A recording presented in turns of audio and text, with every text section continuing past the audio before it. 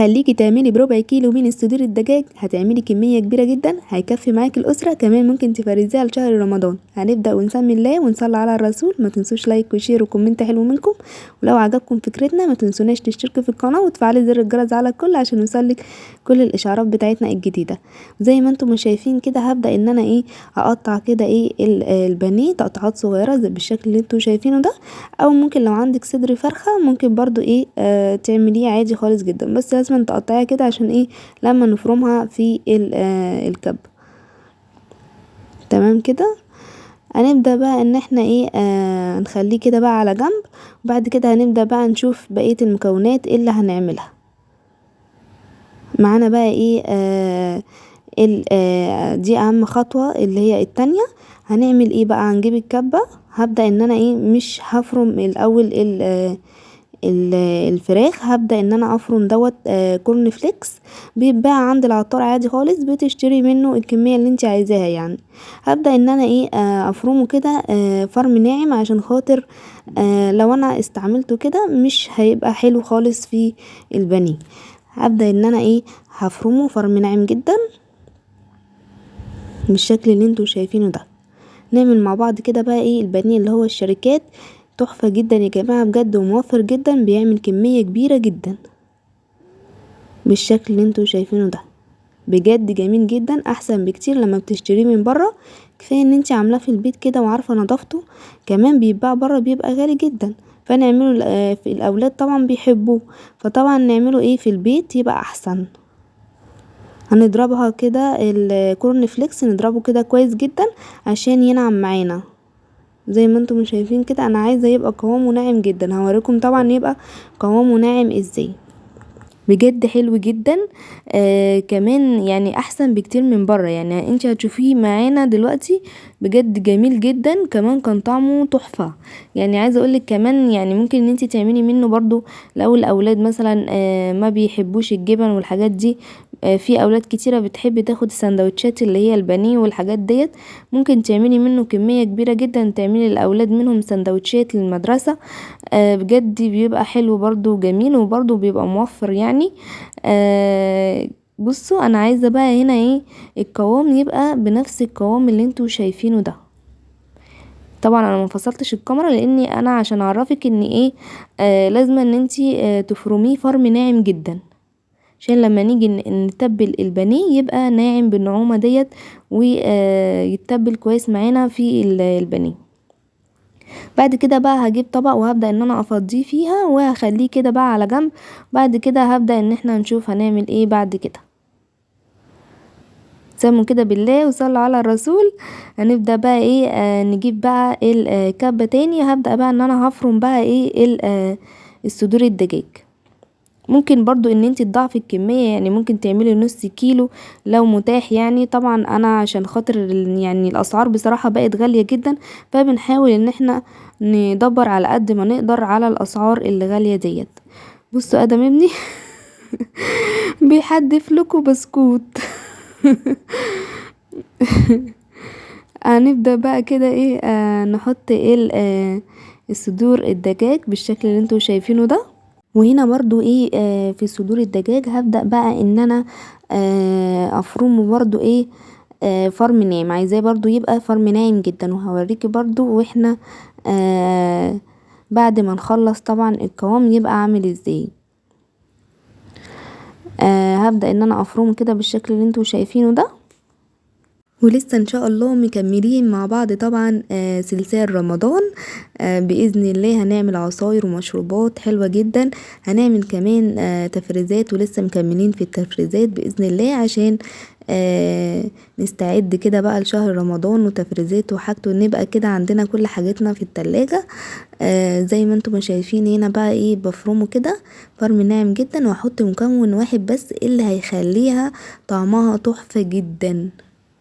هتشوفي معايا دلوقتي هنحط بعد ما نفرمها، هيخلي البانيه ده ليه طعم تاني بجد، يعني احسن من بره بكتير، يعني الطعم مختلف تماما يعني. فبعد كده هبدأ ان انا اضيف بقى اوريكم الاول بس ايه القوام بتاعه. بصوا انا عايزاها تبقى ناعمة كده بالشكل اللي انتوا شايفينه ده. هبدأ بقى ان انا احط المكون ده اللي هو الفيجيتار ده بيتباع عند العطار سايب، ما تجيبيش اللي هو الاكياس هيبقى مكلف عليك، فهاتي اللي هو الفيجيتار اللي هو السايب، فيه بيبقى منه حار وفيه بيبقى منه سادة زي ما انت بقى ما تحبي. هضيف بقى كده عليه شوية من المية، وهبدأ بقى ان انا اشغل عليه الكبة تاني عشان يتفرم كده مع بعض فرم ناعم جدا. هنا بقى تقوليلي طب مش هتضيفي مثلا توابل ولا اي حاجة؟ لا مش هتضيفي ولا اي حاجة، لان الفيجيتار دوت بيبقى فيه كل التوابل وفيه كل حاجة، فيه كمان ملح. اوعي تضيفي ملح هيملح معاكي ومش هيبقى حلو، لان هو بيبقى فيه ملح. طبعا انتي بتجيبي بس من عند العطار ب5 جنيه على ربع كيلو من الصدور الدجاج. انا شلت من اللي هو الدهوني ب5 جنيه، شلت منه كده ايه حوالي معلقتين او 3. وحطيت بقية الكمية كده زي ما انتم شايفين. هبدأ بقى ان انا اضيف المية كده بالتدريج عشان يلف معايا وكمان ينعم معايا جدا. بشكركم جدا حبايب قلبي اللي بيكتبولي كومنتات حلوة وجميلة، دايما بتفرحني. ربنا يخليكم ليا ويديمكم يا رب نعمة في حياتي وما يحرمني منكم ابدا. ويا رب يخليكم ليا يا رب. وهنا زي ما انتم شايفين بفرمها كده الفرم يبقى ناعم جدا عشان خاطر تبقى ناعمة كده معايا وما تبقاش مخشنة كده بالشكل اللي انتوا شايفينه ده. كده انا هنا خلصت، بس هحط مكون واحد بس تاني هيخليها بقى تبقى هشة كده معاكم ما تبقاش مكتومة، معلقة من البيكنج باودر. هبدأ بقى ان انا اعيد الفرم كده تاني عشان خاطر المعلقة البيكنج باودر. هوريكم برضو القوام بتاعها بعد ما نخلص، بس في خطوة مهمة جدا لازم نعملها لما نيجي نشكل البانيه دوت. لازم خطوة مهمة جدا هقولك عليها. هنبدأ بقى ان احنا نشوفه كده مع بعض وهوريكم القوام بتاعه. زي ما انتم شايفين كده هنجيب طبق وهنفضيه. هوريكم دلوقتي قد ايه لازم ان انتي تبقي منعماه بالشكل اللي انتي شايفاه ده. بصوا هو ناعم جدا جدا، يعني كمان العجينة بتاعته بتبقى بتلزق كده. يعني هو عجينة البانيه دوت بيبقى بتلزق كده، عامل زي كده شفتي الكفتة اللي هي كفتة الرز مثلا لما بنيجي مثلا نصبحها بتبقى طرية كده، وهو كمان يعني انعم منها كمان، يعني انعم منها بكتير، يعني بيبقى عامل زي العجينة اللي هي بتلزق كده. فطبعا لازم نستعمل مكون معاها عشان نعرف ان احنا نشكلها. هنجبت بقى طبق فيه مية او ممكن زيت، يعني فانا قلت عشان ما يبقاش مكلف معانا فهنحط وطبعا الزيت طبعا غالي، فهنستعمل كده المية طبعا حلوة جدا ليه برضو، يعني مش شرط يعني الزيت، فهي اساسي يعني هي المية. فهبدأ ان انا بشكله كده زي ما انتم شايفين. هوريكم دلوقتي واحدة كده ببل ايدي من المية وببدأ ان انا اشكل بالشكل ده، بعمله كده رول، وبعد كده ببدأ ان انا ادي شكل البانيه اللي هو بتاع الشركات كده بالظبط، اللي هو بنشتريه اللي هي الاكياس اللي هي كوكي ديت، اللي هي بتاع بانيه الشركات بيبقى جاهز كده بكل حاجة. يدوبك بنحطه كده في الزيت على طول، طبعا كلنا عارفينه. هنعمل كده كام شكل كده مع بعض عشان خاطر نشوف التشكيل بتاعه بيبقى عامل ازاي. بصوا بنلفه كده رول، وببدأ ان انا ببططه كده من هنا وبديله شكل بالشكل اللي انتوا شايفينه ده، شكل البانيه اللي هو الشركات. بجد حلو جدا، هيعمل معايا كمية حلوة جدا، يعني هيكفي معاكي الأسرة، يعني ما شاء الله هيرمي معاكي كمية حلوة جدا. يعني عمل لي كده الكمية ديت، يعني من ربع كيلو عمل لي 10 قطعة بانيه. بجد يعني حلو جدا، أسرة كده كاملة ما شاء الله يكفي معاها في أكلة بالشكل اللي انتوا شايفينه دوت. بنعملها بالشكل ده.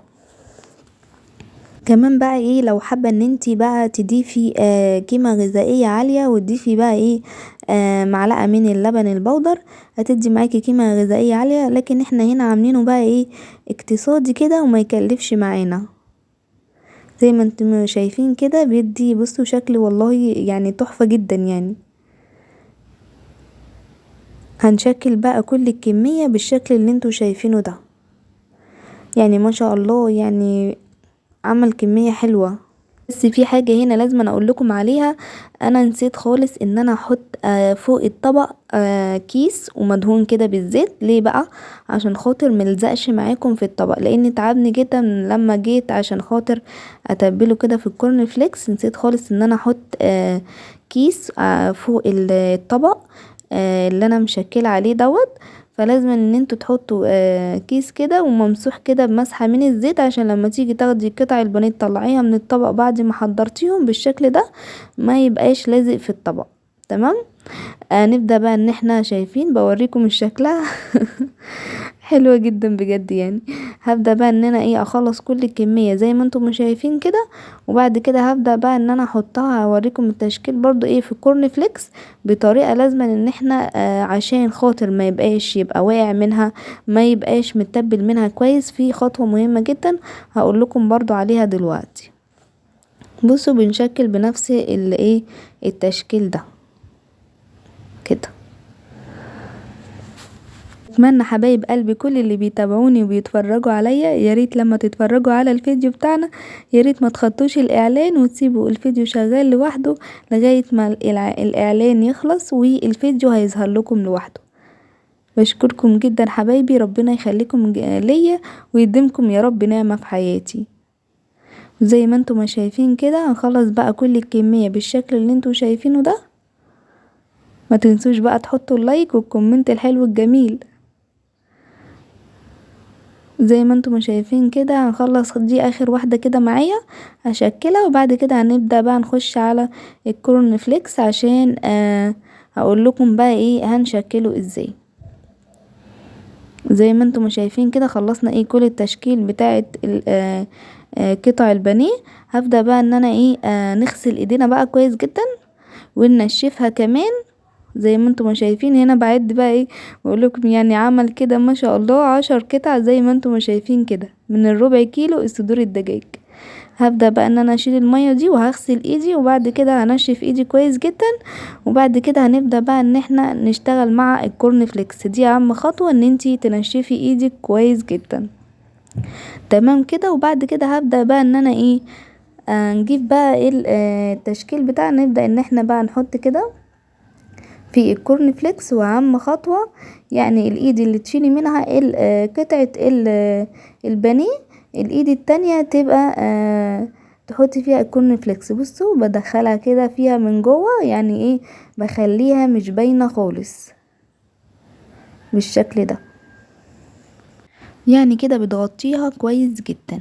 وهنا بقى ايه جبت الطبق وحطيت عليه كيس من الاكياس اللي هو بتاع التلاجة.